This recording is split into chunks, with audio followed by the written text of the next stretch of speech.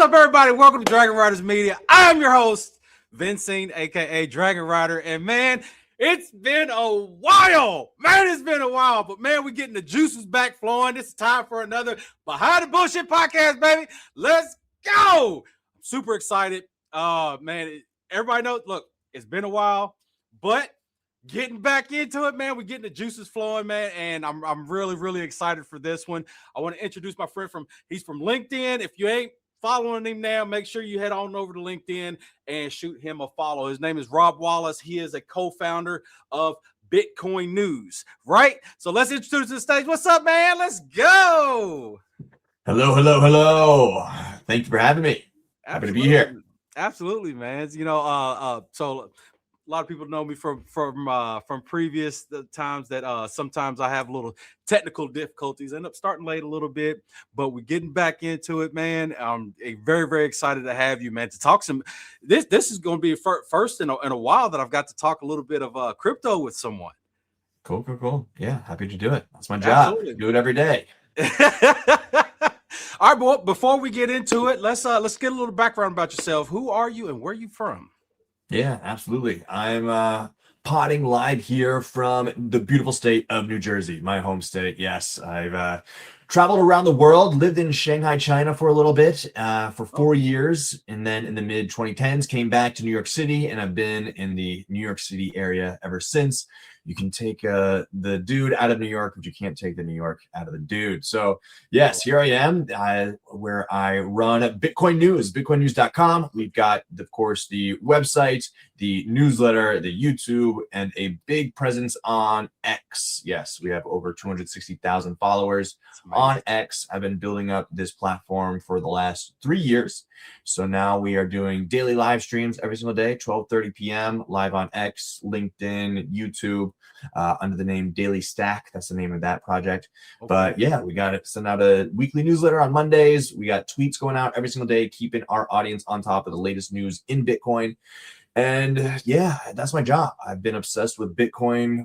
I first found out about it around 2015, bought my first Bitcoin around 2016, lost that Bitcoin. That's a story we could get into. But then got into it in 2020, super hardcore, when they were printing a lot of money. And I realized something had to be done. So I've been deep in Bitcoin since 2020, and then started this business in 23, and have turned my Bitcoin obsession and my Twitter addiction into a living. So yeah, that's what we're doing. That's fantastic, man. So how did it come about that you found out about Bitcoin? This magical money that doesn't exist. Magic internet money, absolutely.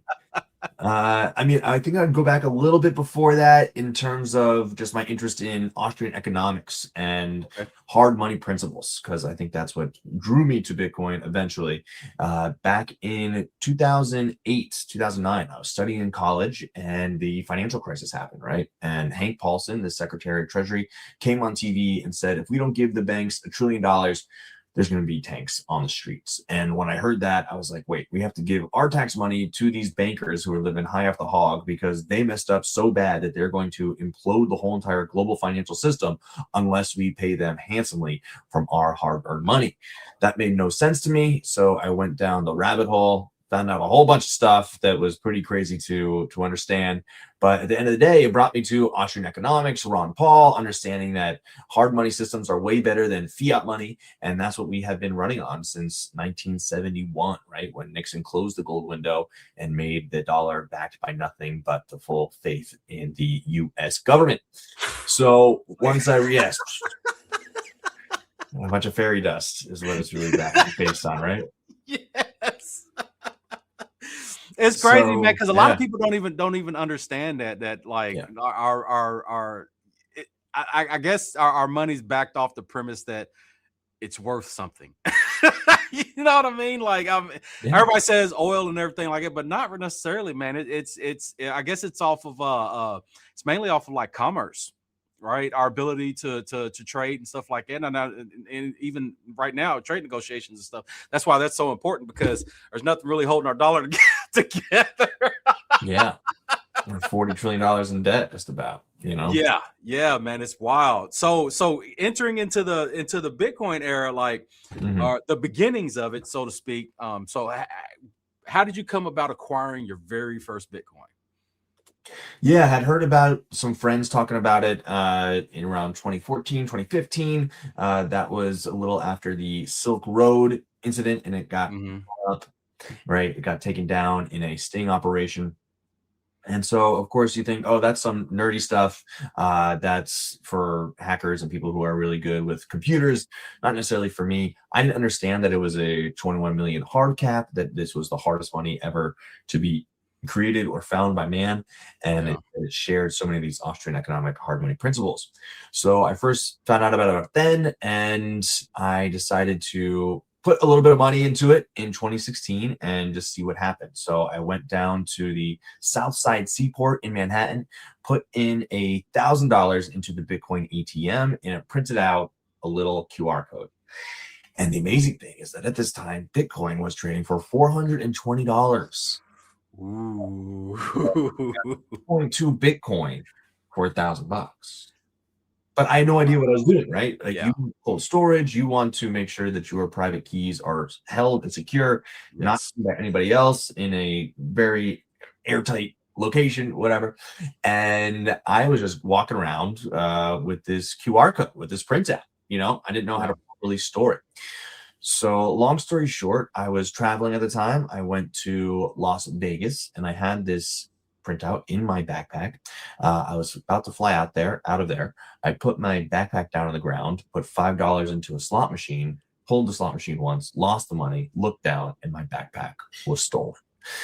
So 2.2 Bitcoin on a little piece of paper disappeared into thin air. And that was 2017, when Bitcoin was running from around $1,000 up to 20,000 by the end of that year. That was that fall. So it was really that parabolic move, which I had to sit on the sidelines and lick my wounds and realize that I could have turned $1,000 into $40,000. Yeah. Which today is $140,000, Yeah. $150,000.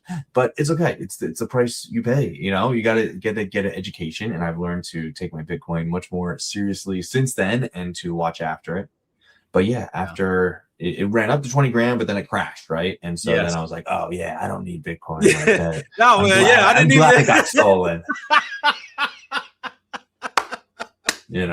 That's crazy, man. Because Yeah. I'll tell you, the first time I got in, the first time I even heard of Bitcoin, a buddy of mine was because we was trading stocks and stuff like that, and he was like, man, let's put some money into Bitcoin. And I'm like, what is that? And he was explaining it to me. I said, man, I ain't buying that fake stuff. you ain't about to scam me. And I think around that time, Bitcoin was sitting around like $20 when I first heard about it. And I'm like, he's like, yeah, man, look, a bunch of us, we're going to take like 5,000 each, and we're just going to buy some Bitcoin. And I was like, man, I'm going on vacation. Y'all handle that and get your money stolen. You know what I mean? And now I'm just like, oh my goodness. You know what I mean? Like, it's crazy how, like now think of, having some financial awareness and especially around investing and stuff. It's like, okay, yeah, you invest for the future, you invest for the long term, and really take a deep dive. Especially if somebody's bringing you something new, don't just brush it off. I tell people all the time, don't just brush it off. Hear them out. Keep your mind open, especially when it comes into investing, because you never know what's going to hit. It's like a bunch of tech stocks and stuff like that. It was like, I don't even really know if it's going to hit and everything. And then next thing you know, 5-10 years down the road, it's like, wow, I could have got in at this price point, and now I'm buying it at this price point right here. And then, but that all comes with some financial knowledge and stuff, and a lot of us don't even necessarily get that. We go through life, we are worker bees all of our life, and we don't necessarily take the time to step out of the norm and experience something different. And I didn't get to do that until I think it was like 2019 is when I finally entered the crypto realm, and I bought some Shiba. So, and then some Doge, and I was like bit by the bug, baby. It was, It was on and popping. So, what your friends around that time? So you bought. I'm pretty sure you told your friends the story about you losing your Bitcoin and stuff and everything. So, did you get encouragement? Like, what kept you going after that to be like, you know what, I'm going to buy some more? Because eventually you bought Yeah. some more. Eventually I did, yeah. And it wasn't until about 2 years later, when we were all locked inside our houses for COVID, and they decided that they were going to print $6 trillion in order to try to paper over the whole entire mess and send everybody out checks Yes. and make sure that they were sitting happy at home watching Netflix, ordering food, and trying to just buy the time for this whatever was going on to pass, right? So Yes. I got that same funny feeling that I had back in 2008, 2009. They're lying to us. Something weird is going on here, and I need to figure out what's going on. And so I realized, hey, maybe it's time to look back into this Bitcoin thing. And that's when I did the intense education, figured out that there's a 21 million hard cap, about the difficulty adjustment, about the Bitcoin network that is the strongest computer network in the world, that it is decentralized across the planet on nodes, that all the little computers that contain the Bitcoin ledger could be destroyed except for one. If there was one that had an accurate Bitcoin ledger on it, then you could restart the whole entire network from that. I mean, all these things, it just really just had an aha moment. And this happens to a lot of Bitcoiners, where you hear about it over the years, you dismiss it, you get multiple touch points, and then at one time you just go down the rabbit hole, and then you have this eureka moment, this epiphany, and you really open up your eyes and realize, oh my God, this is it. And then is another common feeling is that I got to buy as much as humanly possible right now before the rest of the world figure this out, and the price just goes parabolic. And so many people had that same reaction once they first figure out Bitcoin and understand what it really is. Absolutely. So did you have a hard time explaining it? So when you really took a deep dive into it, did you have a hard time explaining it to like friends and family and stuff? Like, hey, this is legit. This is something here, like, did you get that experience where people are like, I don't want to, don't hit me with that. Get that fake stuff away from me.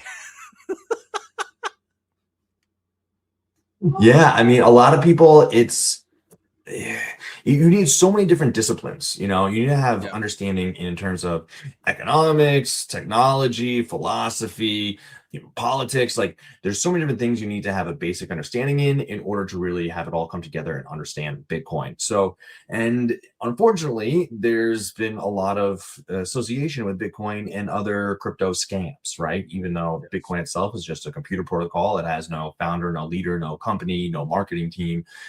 Anytime that anybody got scammed, it's because other people were using it as a tool, as you can use anything as a tool to commit a crime, right? So yeah, I mean, it's a common reaction that when you first get Bitcoin, you want to go out and evangelize the world and tell everybody about it. And obviously what you come to learn over time is that you really don't convince anybody like that. When you're like, hey, I got the best thing in the world. You gotta come listen to me right now. I figured it out. I got the secret to all of our financial problems right here. Yes. People are very quick to put their hands up. You're like, no, I'm all right. I don't need that. Whatever you got, I don't need. Look, I get a lot of the pull out the wallet. It's like, this is what I trust. I said, do you know that's worthless? Yeah. Yeah, and that makes no sense to them when you say that. That makes no sense to them when you say that. Yeah. So, because they don't know that Nixon closed the gold window in 1971, and that the dollar is really just based off of our belief in it rather than backed by anything hard. Right. So it's there's a wide learning curve when it comes to Bitcoin. And so instead of trying to go out and convince people one by one, I started just talking about it online and created a business around it. So this way people can come find me, if they want to learn more about Bitcoin.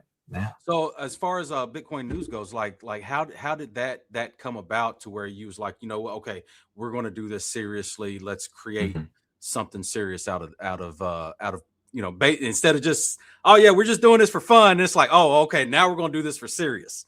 Yeah. So I had been working in media as a producer, an editor, also in marketing as well for about the decade leading up to 2023. Right before I started with Bitcoin News, I was working at Barstool Sports, if you know Barstool Sports. I've heard of it. I've never been to one, but I've heard of it. It's like, it's a chain, right? So it's a website. It's one of the largest comedy websites in America. Oh, I'm thinking of Yeah, okay. No, I'm thinking of a different, like a restaurant. I mean, they do have some like in physical locations. They do actually have a couple of bars around the country itself. Okay, But okay, but yeah, Dave Portnoy, like the pizza tester guy, it's his company, whatever. And gotcha. so yeah, I was working on a travel show for them. We were going around the country to different cities and trying to meet some of the weirdest people in America and have fun with that. And I really loved that job. And it was super entertaining and fun. We were going out in a van and driving across the country. It was like a band, on Yeah, tour. And I really enjoyed that. But as I got into Bitcoin in 2020 hardcore and was doing this job for about 2 years after that. And I said, I'm so obsessed with Bitcoin. I need to take my media talents and put them into the Bitcoin world. So I saw that this company, Bitcoin News, they were sort of small at the time, was looking for a video guy. I joined on board to start doing some videos there. And quickly with the guy who owned it at the time, he brought me on as a co-founder. And then about towards the end of that year of 2023, me and my fellow partner, we bought this guy, Leon, who was owning Bitcoin News at the time, out. So now it's me and my oh, partner. nice. We run this company ourselves since the end of 2023, just the two of us.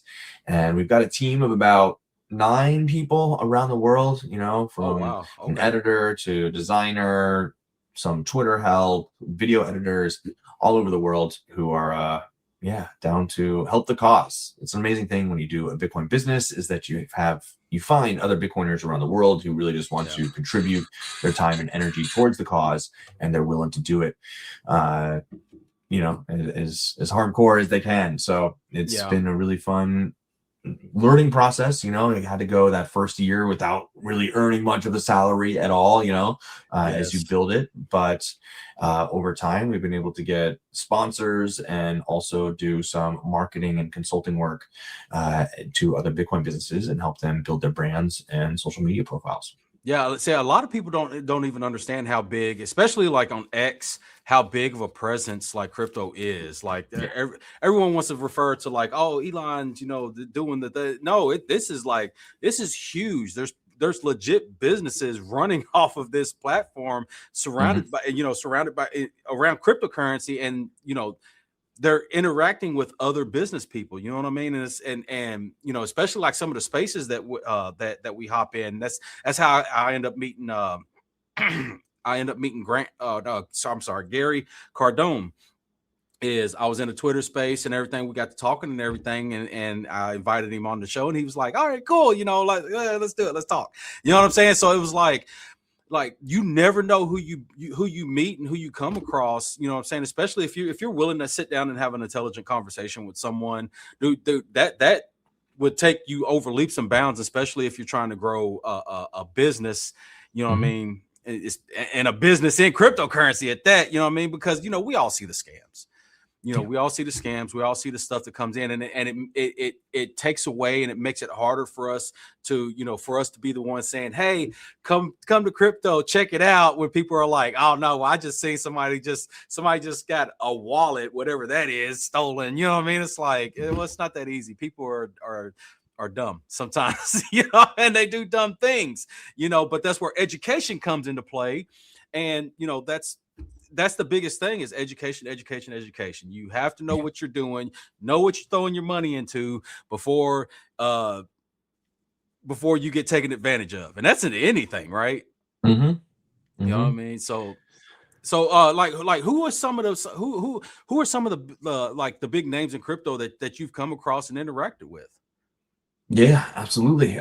So I mean, that's the amazing thing about X when you build a profile. It's my favorite social media in the sense that I do think it's the world's town square, and everybody from world leaders Yes. to business maestros, like everybody is just there, and you have an opportunity to interact and chat with them.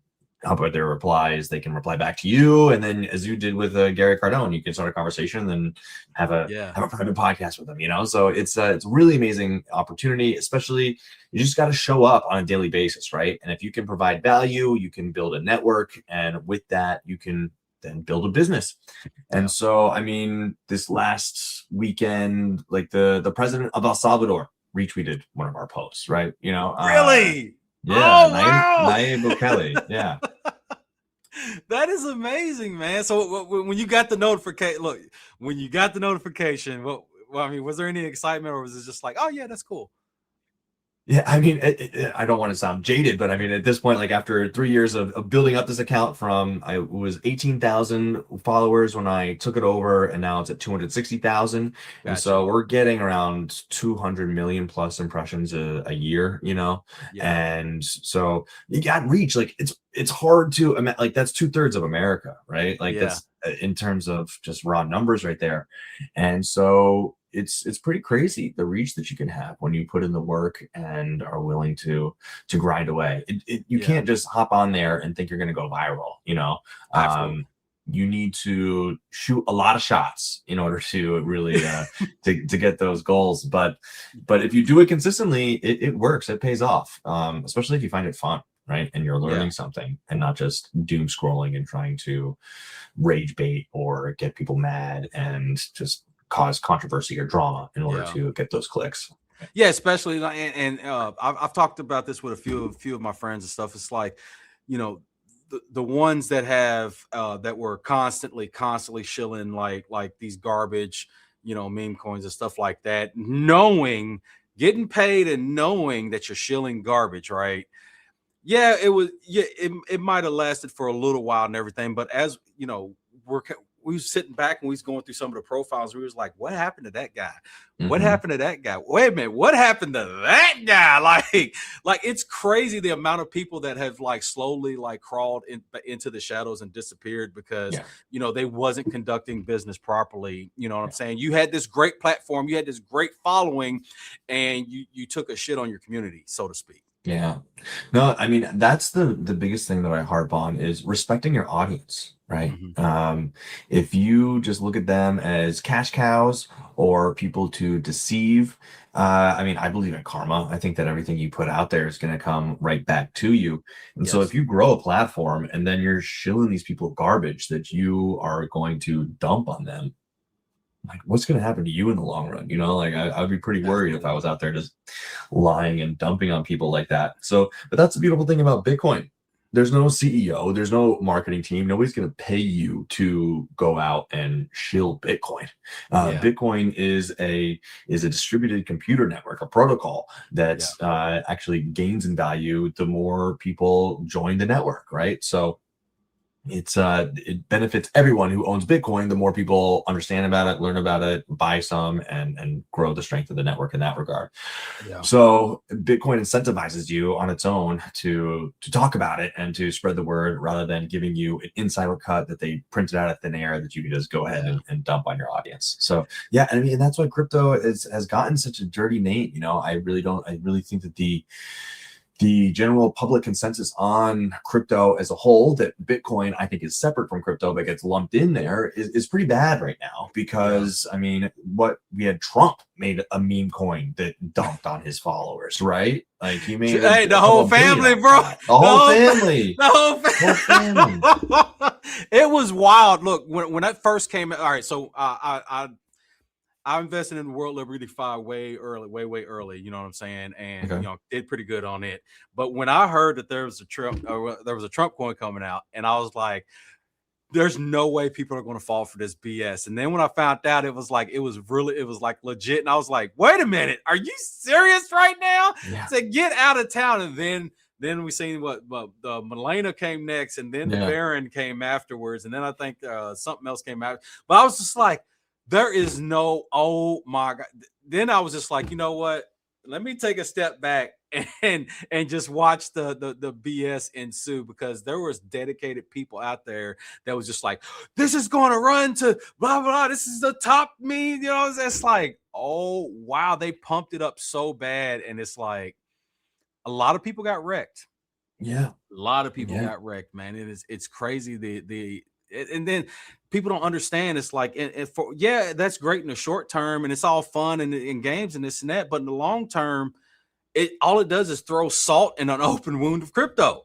That's all it does. I mean, just look recently, the news where they were spreading it everywhere that what was it? Jeffrey Epstein created Bitcoin. You know what I'm saying? It's like, Why are you spreading this? Why are you spreading this bullshit? You know what I'm saying? Mhm. And people don't take time to look. They don't take time to look. They don't take time to do some research, and they just believe whatever just floats out there. And they're like, "See, that's why I didn't get into Bitcoin because see, it's pedophiles." You know what I'm saying? Like, come on, man. It's bigger than that. You know, it's been hard. Has it been has it been an increase in difficulty here lately, especially with the news that's been circling around in recent news? Yeah, I you bring up a good point with the Epstein stuff. So Epstein did not create Bitcoin. I'll tell you that right now. He did not. He did Absolutely did not.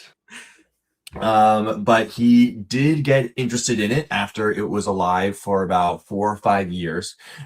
He donated money to the MIT Digital Lab, and they were funding some Bitcoin devs. And the thing about Bitcoin is that, of course, Satoshi Nakamoto is the mysterious founder of Bitcoin. He released the white paper on Halloween in 2008. He started the network live on January 3rd, 2009. And then he stepped away from the project in 2011, right? He ran for 2 years and then he said, okay, I'm moving on to other things.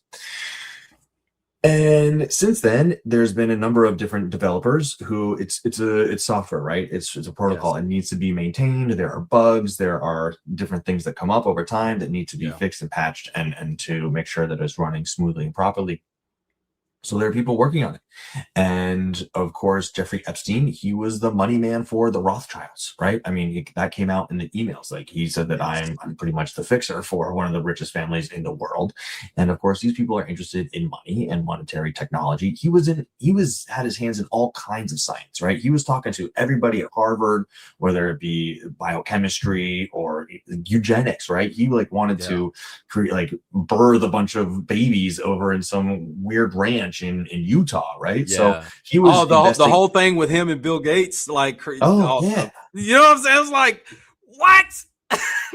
yeah. Bill Gates was on that plane a lot, right? Bill Clinton was on that plane a lot. So yeah, he was talking to everybody. Epstein was, and he was investing in all these things, and he was at the middle of power and money. And so, did he impact Bitcoin at all?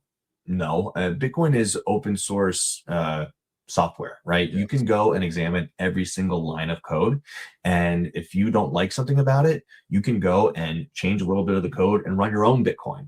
I mean, Yes. it's very unlikely that other people are going to follow you and that network will have any economic weight or power whatsoever, but Yes. you could if you wanted to. And many people have tried over the last 17 years.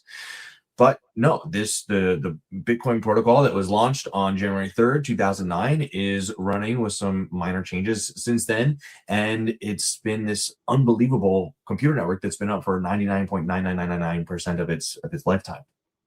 So that's the thing about Bitcoin is that it's open source software. You can go and inspect it. You can look at every single line. There is no backdoor here, right? There Yeah. is no way that somebody could go in and fiddle with some numbers if they wanted to, and then go create change the amount of Bitcoin in your wallet.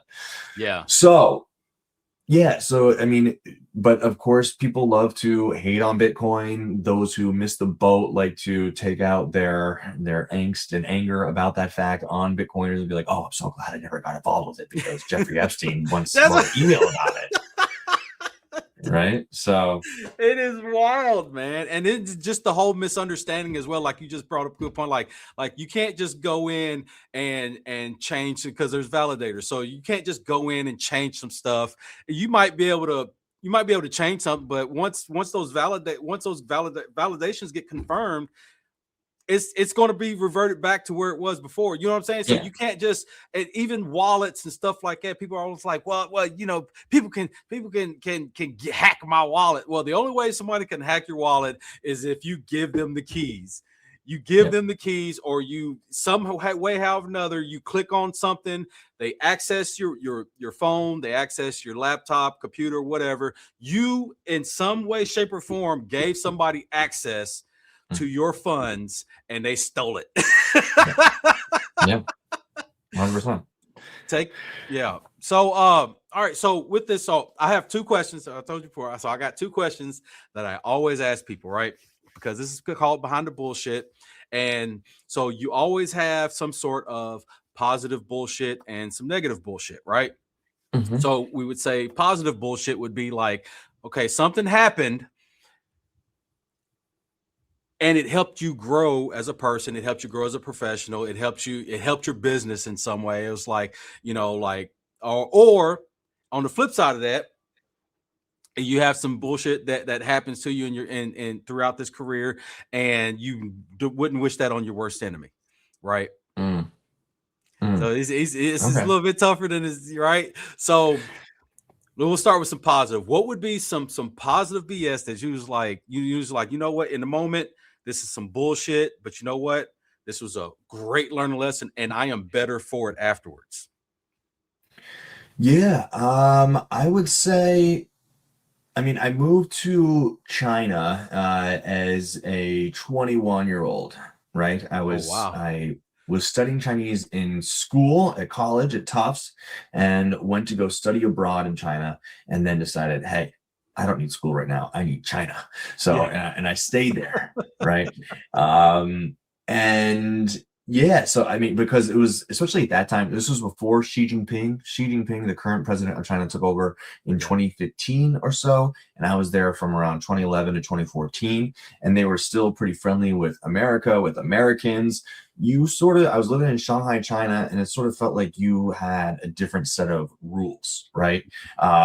You were like not really bothered by police or anything. We were throwing parties. I was 21 years old, right? And so I was throwing parties. We were renting out double-decker buses, loading them full of college kids, driving them through Shanghai at night. They were dropping us off at bars. We would go to 3 bars in the course of a night. Everybody would be wearing a panda hat. Just no Yeah. permits, no business company with any paperwork or anything like that. We would just earn cash and pay the driver in cash and just do these wheeling and dealing. It was just like, this felt like business. It was like, it was like the nitty gritty, like what America used to be, right? Where Yeah. anything was possible and you could have fun while trying out all these crazy ideas.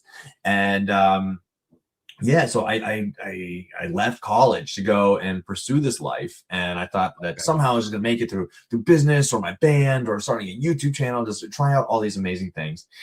But at the end of that, I was 25 and I had not gotten my college degree, and I realized, well, hey, if I stay in China, I'm going to be like the China guy for the rest of my life, right? Like you realize like it gets harder and harder to come back to America to restart your life here and get back in those social circles and just get back into that whole entire lifestyle of being an American, right? So that was a pretty hard decision to have to realize, oh wow, I'm going to need to go back and start over, right? Yeah. But I'm so glad I did. I am very, very happy that I did not stay in China. China then got Xi Jinping as a president. He really cracked down on foreigners.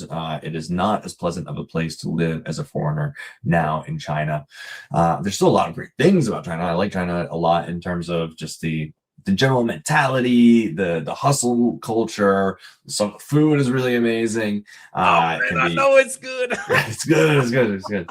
It can be fun in many ways. But at the time, it felt like my life sort of just like crashed, right? And I had made a huge mistake by taking this detour over there. And I gained all this experience, but it's hard to take that back to America and directly apply that and get back into the job market and do everything. So at the end of the day, but that was some good bullshit at the end of the day. That I'm very happy with how things turned out. It took a couple of years to get back on one's feet and figure it all out. But yeah, I followed my passions and definitely used some of the skills I learned in China and applied them to living and working in New York City.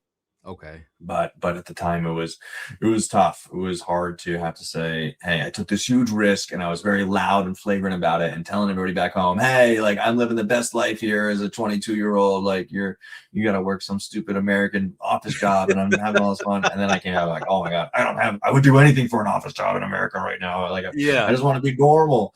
But yeah, it all worked out in the end. That's awesome. So have you retained any like knowledge of like the language? 我会说中文。 Oh. 对。 Let me ask you. So do you go? All right. So because there's a YouTuber I watch and he goes in, he surprises people and stuff, and they're like, "What?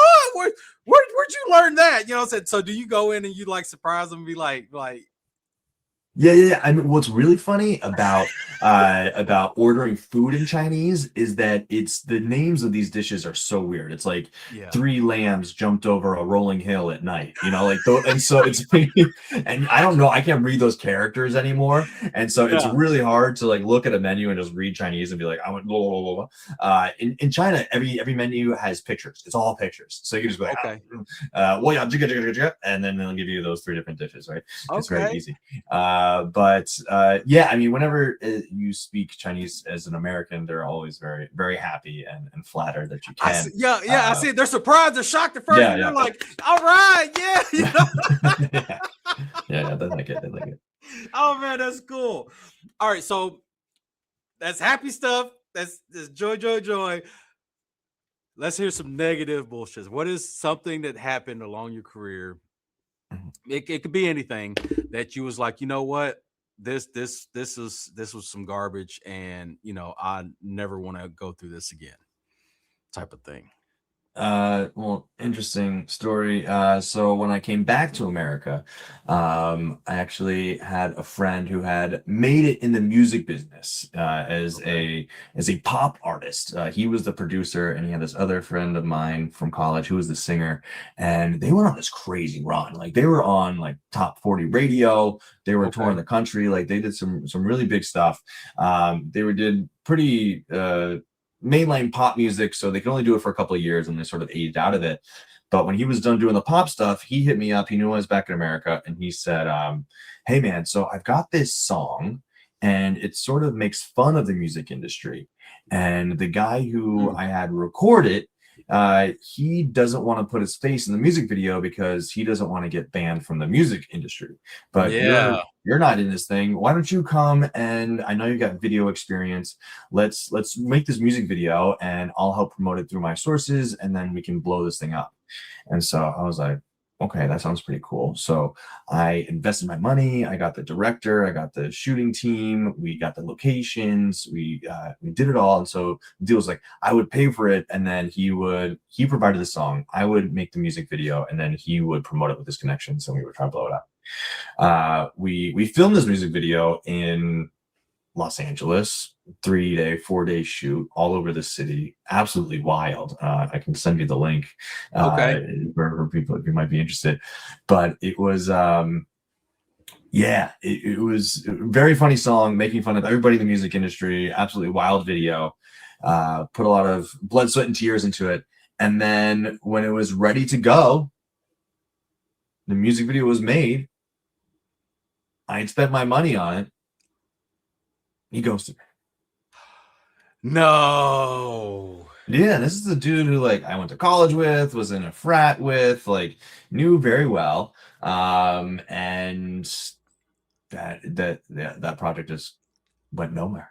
When I think it was like the time when like it was like not right after, but like Gangnam Style like started these music videos just like popping off like crazy for like three or Yeah. 4 years on YouTube, right? And so could it have been that big? I don't know. But it had potential. It had some serious potential, and then it just died on the vine. Because this dude didn't hold up his end of the bargain, right? So Yeah. that was pretty crazy. Wow. You still hold any animosity to this day? No, time heals all wounds, especially with that. I Yeah. don't really like to hold Okay. grudges in general, That's good. but That's good. if there was one time where I was just like shafted, that was definitely one time in my career where I was just like, Wow, let that man. thing die, let that thing die. It was fun doing it though. It was definitely a memorable experience, going around Yeah. LA filming this music video. It was absolutely insane. But Yeah, that's dope, man. So, yeah. all right. So while we're on a little bit of negative, all right. So, if you could, because especially in crypto, those of us who've been in for a little while, we've all had some bad experiences. It's Mhm. not all. I tell everybody all the time. I'm like, dude, it may seem like I'm doing well, but dude, this is a long road. This has been a lot of learning lessons along this way, right?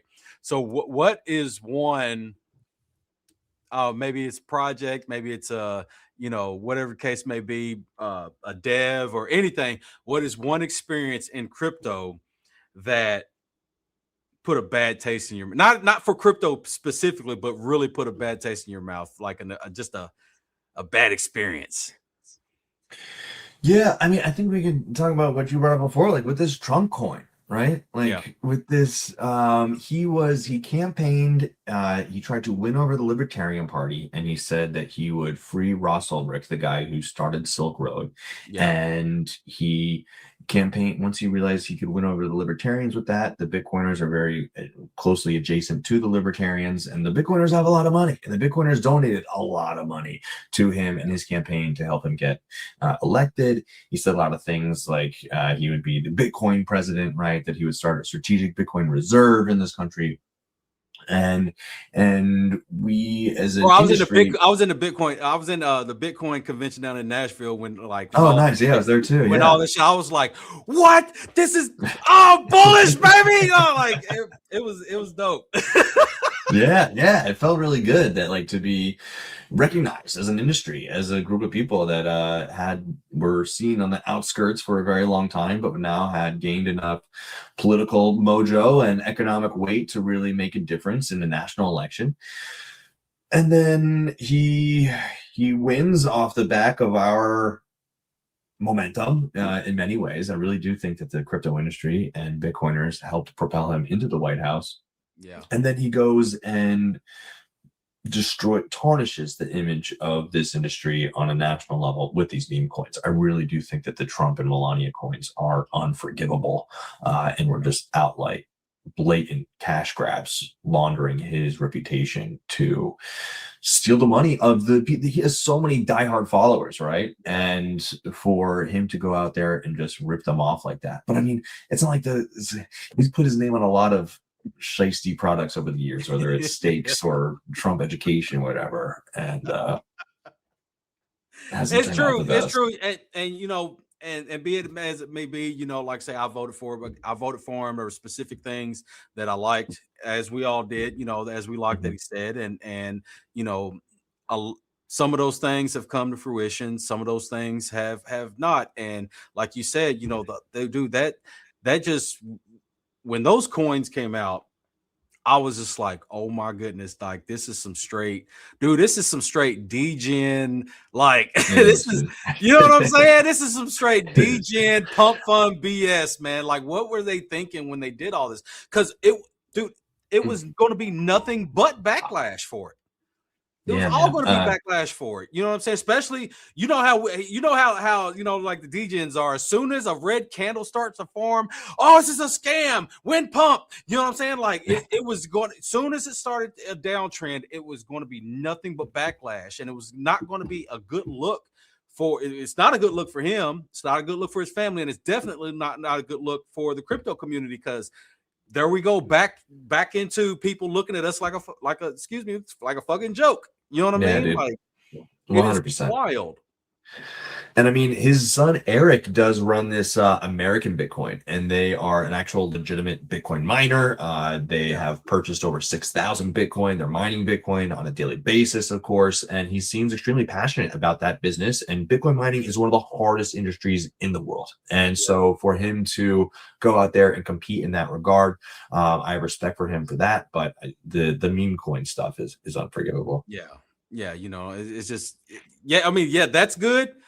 But the only thing anybody sees right now is they see that they go to CMC and they're looking at their wallets. If they didn't cash out and make a profit, they're looking at their wallets continuously going to, maybe it's already at zero. Right, you know what I mean? Yeah. And it's a bad look, all the way around.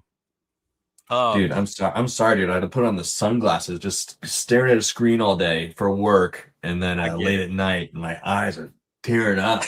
Yeah, my bad. I'm not that emotional about the Trump coin, but I know that sounds like, oh man, no. You thought I lost all my money in Trump coin. I can't handle it, dude. So I'm crying over here. You don't have to hide your tears, man. Dude. We all have. God, no. My eyes are watering though, but it's just looking at a screen too much. My goodness gracious, my bad time.